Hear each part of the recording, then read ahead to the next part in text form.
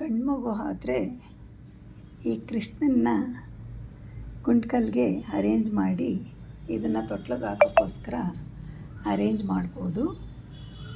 ಆವಾಗ ಇದು ತೊಟ್ಲಿಗೆ ಹಾಕ್ತಾಯಿದ್ರೆ ಎಲ್ರಿಗೂ ತುಂಬ ಇಷ್ಟ ಆಗುತ್ತೆ ನೋಡಲಿಕ್ಕೆ.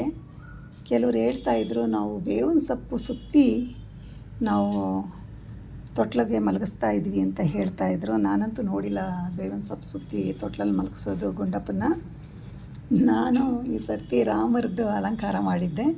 ಹಾಗಾಗಿ ಕೃಷ್ಣ ಈ ಥರ ಮಾಡಿದ್ರೆ ಕೃಷ್ಣಂದನ್ನು ಕೂಡ ತೊಟ್ಲಲ್ಲಿ ಹಾಕಲಿಕ್ಕೆ ತುಂಬ ಚೆನ್ನಾಗಿರುತ್ತೆ ಅಂತ ಹೇಳಿ ಗುಂಡಪ್ಪನ ಈ ಥರ ರೆಡಿ ಮಾಡ್ಬೋದು. ಈ ಥರ ತೊಟ್ಲಿಗೆ ಹಾಕೋಕ್ಕೆ ಮುಂಚೆ ಈ ಥರ ರೆಡಿ ಮಾಡಿ ತೊಗೊಂಡು ಹೋಗಿ ಮಹಿಳೆಯರ ಕೈ ಕೊಟ್ಟರೆ ಒಬ್ಬೊಬ್ಬರು ಅದನ್ನು ತೊಟ್ಲಲ್ಲಿ ಮಲಗಿಸಿ ತೂಗ್ತಾರೆ.